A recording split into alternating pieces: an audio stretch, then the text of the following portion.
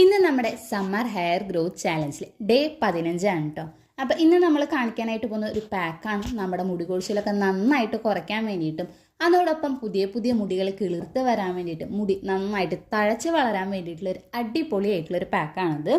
എത്ര വലിയ മുടി കൊഴിച്ചിലാണെങ്കിലും അതേപോലെ തന്നെ നിങ്ങൾക്ക് ഇനി ഉള്ളില്ല എന്നുള്ളൊരു പ്രശ്നമൊക്കെ ഉള്ളവരാണെങ്കിൽ ഈ ഒരു പാക്ക് മാത്രം മതി നമ്മുടെ മുടി വളർച്ചയൊക്കെ നന്നായിട്ട് കൂട്ടാനായിട്ട് സഹായിക്കുന്ന ഒരു പാക്കാണിത്.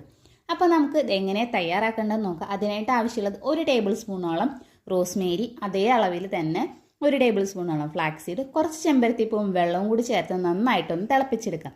അതിനുശേഷം അതൊന്ന് അരിച്ചെടുക്കുക. ഈ അരിച്ചെടുത്ത ഈ മിക്സ് നമ്മുടെ സ്കാൽപ്പിലും മുടിയുടെ ലെങ്ത്തിലും നന്നായിട്ടൊന്ന് തേച്ച് കൊടുക്കുക. അരമണിക്കൂർ വെക്കുക. എന്നിട്ട് സാധാരണ വെള്ളത്തിൽ കഴുകി കളയാവുന്നതാണ്.